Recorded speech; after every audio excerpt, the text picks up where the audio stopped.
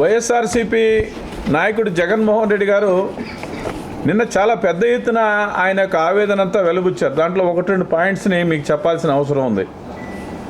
నేను 17 కాలేజీలు తీసుకొచ్చాను, నేను పోర్టులు తీసుకొచ్చాను, నేనంతా అభివృద్ధి చేస్తుంటే ఈ ప్రభుత్వం తిలోది కలుస్తుంది. అది నువ్వు అప్పులు చేసిన మాట వాస్తవం తప్ప నువ్వు చెప్పినవన్నీ సెంట్రల్ గవర్నమెంట్ ఇచ్చినవి. ఆంధ్రప్రదేశ్ పట్ల చిత్తశుద్ధితో నరేంద్ర మోడీ గారి ప్రభుత్వం ఈ యొక్క మంజూరు చేసినటువంటి మాట వాస్తవం. మీరు ఇచ్చినటువంటి డబ్బుని డైవర్ట్ చేసేసి రకరకాలుగా ఈ రాష్ట్ర ఖజానాన్ని దోచుకున్నది తప్ప మీ ప్రభుత్వం అవినీతిని అందలం ఎక్కిచ్చేశారు, వ్యవస్థలన్నీ సర్వనాశనం చేశారు.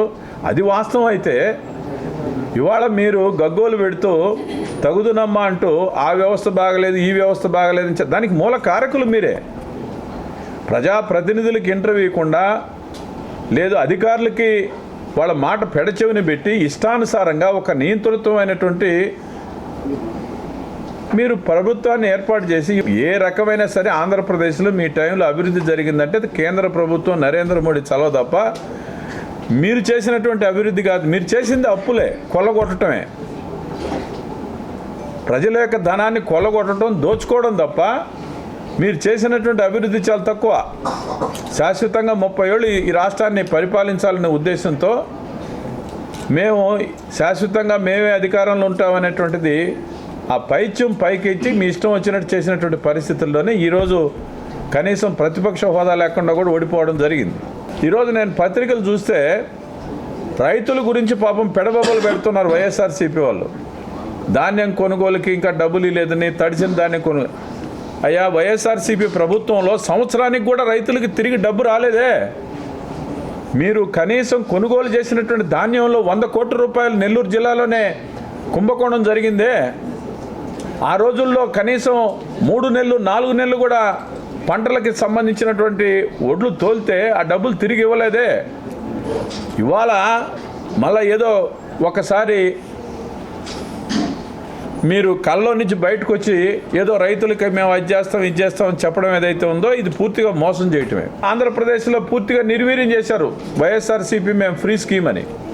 మళ్ళీ ఇవాళ నెల్లూరు జిల్లా కలెక్టర్ గారు ఒక పిలుపు ఇచ్చారు రైతులకు. మంచిది అది.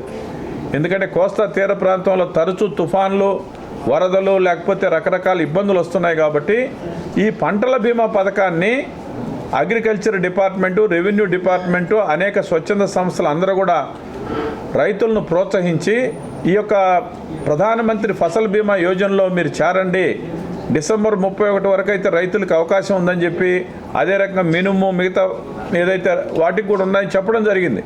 నేను రైతాంగానికి విజ్ఞప్తి చేస్తున్నా, గతంలో మనకి తడలో కానివ్వండి, దొరవారి సత్రంలో కానీ అనేక ప్రాంతాల్లో ఈ ఫసల బీమాకు సంబంధించినటువంటి పరిహారాలు వచ్చినాయి, పెద్ద ఎత్తున డబ్బు వచ్చినటువంటి పరిస్థితులు ఉన్నాయి.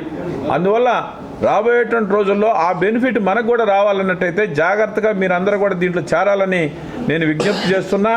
అదే రకంగా ఇవాళ సీజన్ మొదలైనటువంటి సందర్భంలో అనేక రకాలైనటువంటి నకిలీ విత్తనాలు, నకిలీ పురుగు మందులు, నకిలీ ఎరువులు ఇవాళ దళారులు రాజ్యం వెళ్తుంటాయి.